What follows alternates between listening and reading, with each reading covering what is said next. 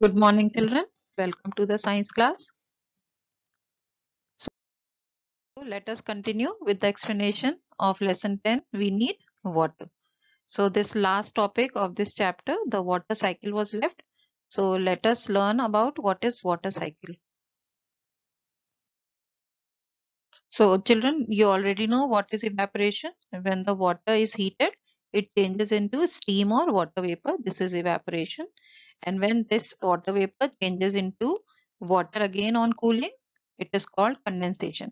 So you already know that water changes its forms.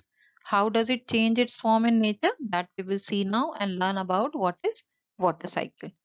So let us begin.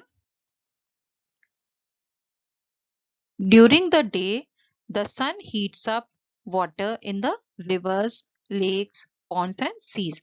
Now you can see here sun is shining brightly, and the water in the lakes, rivers, and sea, it is evaporating here, and then after that, see, it is evaporating and going up and forming the clouds. The water vapor rises up when it is cooler.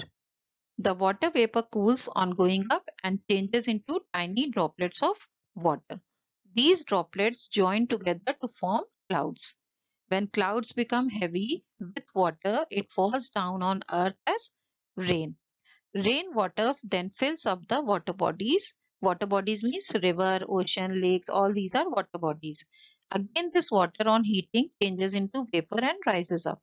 On cooling, they turn into water droplets. On further cooling, the water droplets come back down to earth as rain. This journey of water from water bodies to the sky and back to the earth is called water cycle.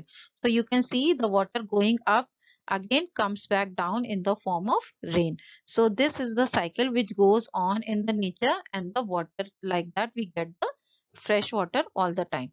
This what see evaporating, then going this side, it is now becoming heavy clouds, and then it is raining here.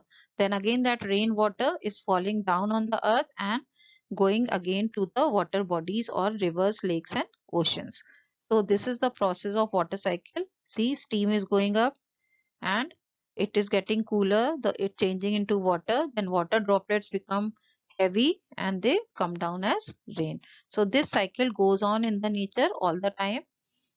Sunlight is there, so water keeps evaporating and going up as a steam and forming the clouds. So this is water cycle. You have to remember what is condensation and evaporation process, children. That is important. So read the lesson and also try to understand it. Okay. Now I know this is the end of the chapter. This is the summary. You have learned about sources of water. Sources means from where we get water. So we get water from two sources. First is surface water and the other is underground water. Surface means on the surface which you can see. Example, river, lake, pond.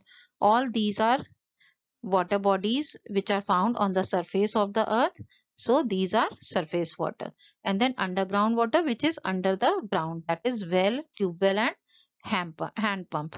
I've already showed you the picture of these in the previous class. Now water exists in three forms. This also you have learned: solid, ice, liquid water, and gas, water vapor or steam. So these are the three forms in which water is found. Then number 3 is clean filtered or boiled water should be used for drinking. Water balance on earth is maintained by water cycle. So this is important. Summary, you please learn this and remember and also do the reading. Okay children, thank you. We will do the exercises in the next class.